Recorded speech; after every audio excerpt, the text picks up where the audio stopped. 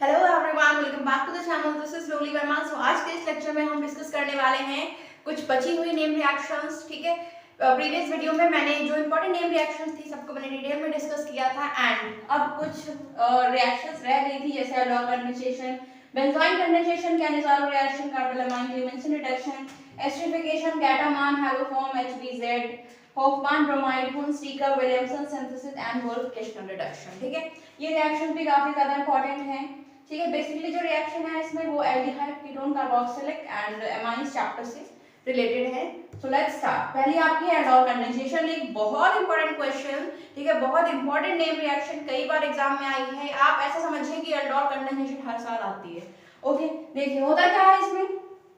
Aldol condensation में हम यहाँ पे मैंने देखिए दो एल्डिहाइड के मॉलिक्यूल लिए हैं, 2 मॉलिक्यूल्स ऑफ एल्डिहाइड। ठीक है, यहाँ पे मैंने दो मॉलिक्यूल्स एल्डिहाइड के लिए डाइल्यूट NaOH के साथ रिएक्शन हुई, जिससे कुछ ये स्ट्रक्चर बना, इसका हमने नाम एल्डोल दे दिया। अब भाई देखिए एल्डोल कंडेंसेशन में ऐसा क्यों। देखिए जो एल्डोल कंडेंसेशन नेम रिएक्शन है इसमें होता क्या है, हम दो एल्डिहाइड के मॉलिक्यूल्स ले सकते हैं, दो कीटोन के मॉलिक्यूल्स ले सकते हैं, या फिर एक एल्डिहाइड या एक कीटोन, या फिर एक कीटोन या फिर एक एल्डिहाइड। ठीक है, तो ये जो रिएक्शन है ये चार तरीके से बन जाती है। अगर आप एक एल्डिहाइड एक कीटोन लेंगे तो उसको हम क्रॉस एल्डोल बोलते हैं। सेम मॉलिक्यूल्स लेंगे, ठीक है, तो हम क्या बोलेंगे, सिर्फ एल्डोल कंडेंसेशन। ठीक है, तो इसमें होता क्या है, एल्डिहाइड के दो मॉलिक्यूल्स लिए कंडेंसेशन हुआ, reaction dilute NaOH dilute base या फिर डाइल्यूट एसिड के साथ होती है। ठीक है, तो ये स्ट्रक्चर मिला। अब इसका नाम पड़ गया एल्डोल। एल्डोल नाम क्यों पड़ा, यहाँ पे लगा हुआ है अल्कोहल ग्रुप और यहाँ पे लगा है एल्डिहाइड ग्रुप, इसीलिए एल्डिहाइड का एल्ड और अल्कोहल का ऑल, इसीलिए इस स्ट्रक्चर को हमने एल्डोल बोल दिया। आई होप कि आपको समझ में आ गया। और एक और इंपॉर्टेंट चीज, ये रिएक्शन में होती कैसे है। देखो आप सबको पता होगा कि अल्फा कार्बन क्या होता है, अल्फा हाइड्रोजन क्या होता है। डबल बॉन्ड वाले कार्बन से जो कार्बन, एक मिनट मैं इसको ओपन करके लिखती हूँ, H डबल बॉन्ड वाले कार्बन से जो कार्बन अटैच होता है इसको हम बोलते हैं अल्फा कार्बन, और इस अल्फा कार्बन से जितने भी हाइड्रोजन लगे होते हैं वो होते हैं अल्फा हाइड्रोजन। तो होता क्या है, यहाँ का अल्फा हाइड्रोजन जाके इस वाले मॉलिक्यूल से अटैच हो जाता है, या फिर आप सेम इसका मतलब निकाल के इसमें से अटैच करा सकते हैं, यहाँ पे भी अल्फा कार्बन मिल जाएगा आपको। ठीक है, तो जिससे यहाँ पे OH ग्रुप अटैच होता है, CH आगे तक लगा रहता है। ठीक है, तो एल्डोल फॉर्मेशन हो गया। ये रिएक्शन कीटोन के साथ भी सेम ऐसे ही होती है। ठीक है, एक कीटोन एक एल्डिहाइड लेंगे तब भी सेम ऐसे ही होगी। बहुत इंपॉर्टेंट रिएक्शन है, don't forget to prepare this. Okay, अगली है बेंजोइन कंडेंसेशन।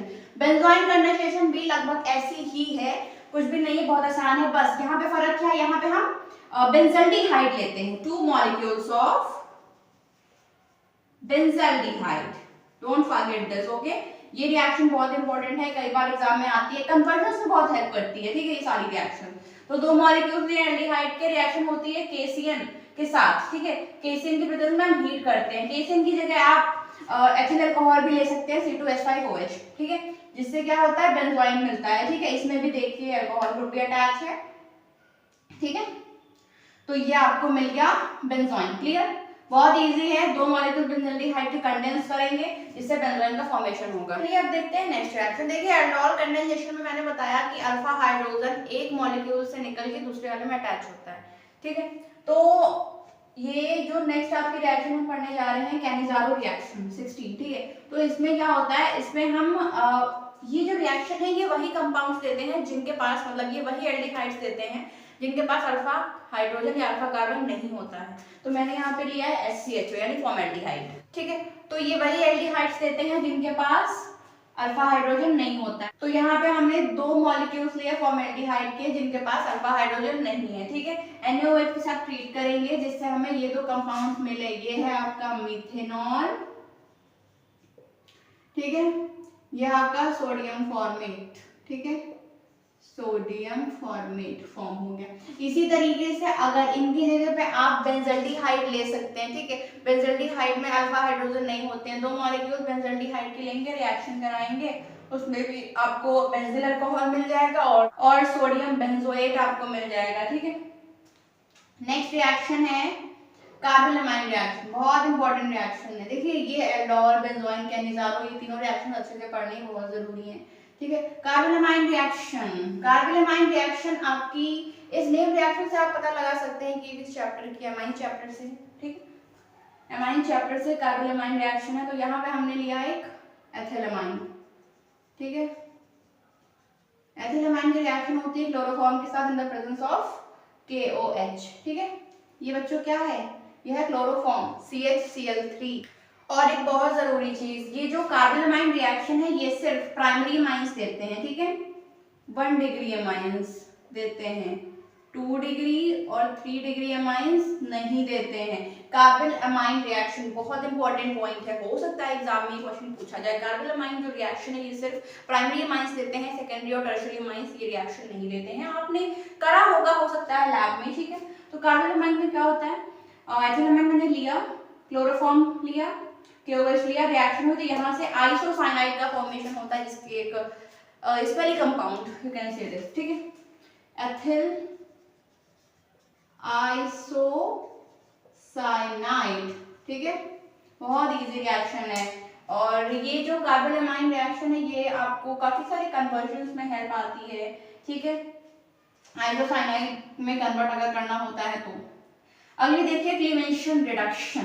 क्लीमेंशन रिडक्शन, भाई रिडक्शन कर रहे हैं हम, ठीक है। तो होता क्या है, यहाँ पे मैंने लिया एक एल्डिहाइड, एल्डिहाइड का मॉलिक्यूल लिया, 4 हाइड्रोजन की मॉलिक्यूल लिए, ZnHg और HCl की प्रेजेंस में ये रिएक्शन होती है जिससे हाइड्रोकार्बन्स का फॉर्मेशन होता है। एक बहुत जरूरी चीज, ठीक है, यहाँ पे हम एल्डिहाइड लेते हैं, उसका रिडक्शन होता है ZnHg और HCl की प्रेजेंस में जिससे आपको हाइड्रोकार्बन्स मिलते हैं। This is the very important point, okay, इसको अच्छे से प्रिपेयर करिएगा।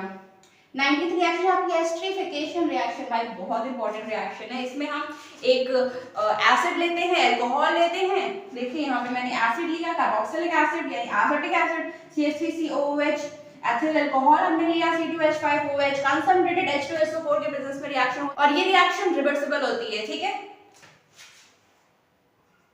ठीक, तो भाई इसमें होता क्या है, इस रिएक्शन में, एक मिनट मैं इसको इस तरीके से लिखती हूँ कि आपको ये समझने में आसानी रहे। C2H5, तो ये जो आपका है एसिड है, ठीक है, ये अल्कोहल, मैंने OL लिख दिया, ठीक है, ये अल्कोहल है, तो एसिड का OH निकलता है और अल्कोहल का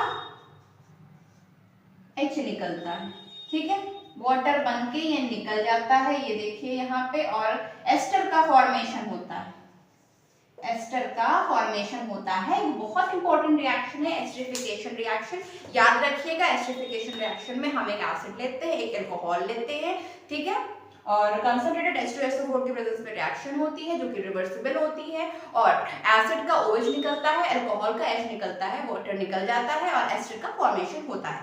दैट्स क्लियर।